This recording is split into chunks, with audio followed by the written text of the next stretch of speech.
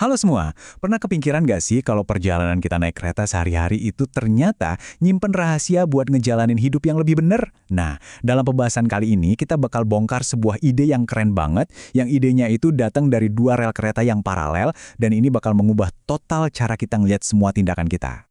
Oke, kita mulai dari sini ya. Sebuah momen yang gak disangka-sangka, dua rival politik ketemu di dalam MRT. Kalau dilihat sekilas sih, ini cuma berita biasa, ya kan? Tapi kalau kita gali lebih dalam, momen di atas rel kereta ini sebenarnya jadi simbol yang kuat banget dari sebuah kebenaran spiritual yang sering banget kita lupain.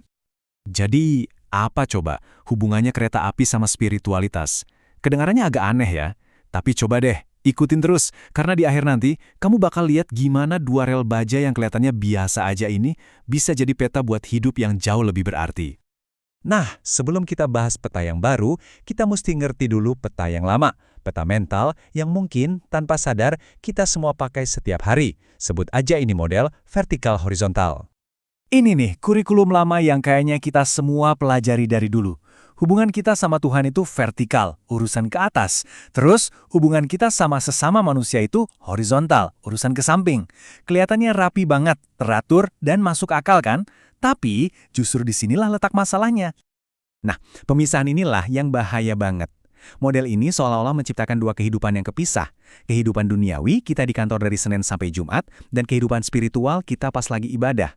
Seolah-olah dua hal ini nggak nyambung sama sekali. Padahal kenyataannya, keduanya itu selalu jalan bareng.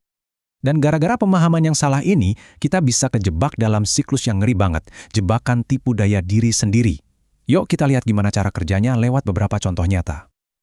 Oke, kita mulai dari skenario klasik yang gampang banget ditemuin. Seorang pedagang di pasar. Dia pengen untung lebih, ya wajar lah ya. Tapi cara dia ngelakuinnya, ini bahkan nunjukin jebakan dari si peta lama tadi. Nah, ini dia siklus tipu dayanya. Dia berbuat curang di rel horizontal, terus dia coba bayar kesalahannya itu di rel vertikal pakai ibadah. Logikanya kan kacau ya, seolah-olah berbuat baik sama Tuhan bisa ngehapus perbuatan buruk ke sesama manusia. Ini kayak nyoba nyogok Tuhan, padahal dua rel ini punya hitung-hitungannya sendiri-sendiri. Logika yang sama juga berlaku di skala yang jauh lebih besar dan modern. Coba kita lihat contoh seorang pejabat korup, sebuah cerita yang sayangnya udah sering banget kita dengar. Coba deh lihat hitungan-hitungan spiritual ini. Pejabat itu korupsi 10 miliar. Ini utang gede banget di rel horizontalnya. Terus dia nyumbang 1 miliar. Apa utangnya lunas? Ya enggak lah. Menurut peta lama mungkin iya. Tapi kenyataannya ibadah atau donasi itu nggak bisa ngehapus utang ke sesama. Yang lebih kaget lagi, utang spiritual itu bisa nular loh ke penerima sumbangan kalau mereka tahu asal uangnya atau makinya dengan sombong. Dan inilah tragedi terbesarnya. Seseorang bisa kelihatan sukses, dermawan, dihormati banget sama orang-orang, tapi di dunia spiritual, dia sebenarnya udah bangkrut total, terus-terusan gali lubang utang yang makin dalam tanpa dia sadar. Oke, jadi gimana caranya kita keluar dari jebakan ini? Jawabannya adalah dengan ganti peta lama kita, pakai peta yang baru. Sebuah cara pandang yang kita sebut ilmu rel kereta. Ini dia intinya peta baru kita. Bayangin aja hidup kamu itu kayak rel kereta. Ada dua rel. Rel jasmani, yaitu hubungan dan tindakan kita sama dunia, dan rel rohani, yaitu hubungan dan niat kita sama Tuhan. Keduanya jalan sejajar, barengan terus di setiap momen, tapi keduanya nggak bisa dicampur aduk. Jadi, ini bedanya kelihatan banget kan? Peta lama itu bikin ilusi seolah-olah kita bisa misahin urusan dunia sama urusan spiritual, yang ujung-ujungnya malah bikin kita nabrak atau nipu diri sendiri. Peta baru ini nunjukin kalau keduanya jalan barengan ke satu tujuan. Kuncinya adalah ngejaga dua-duanya tetap lurus dan seimbang. Sekarang, yuk kita lihat gimana peta baru ini bekerja di kehidupan nyata. Gimana caranya kita ngejaga dua rel ini tetap paralel setiap hari? Ingat kan pedagang kita tadi? Nah, dengan peta baru ini, cara mikirnya langsung berubah total.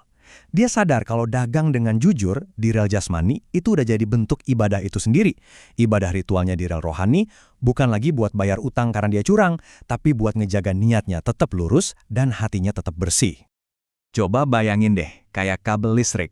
Ada kabel positif dan negatif. Dua-duanya dibutuhin biar listrik nyala, tapi kalau mereka nempel langsung tanpa ada pembatasnya, apa yang terjadi? Korslet. Nah, sama kayak rel rohani dan jasmani.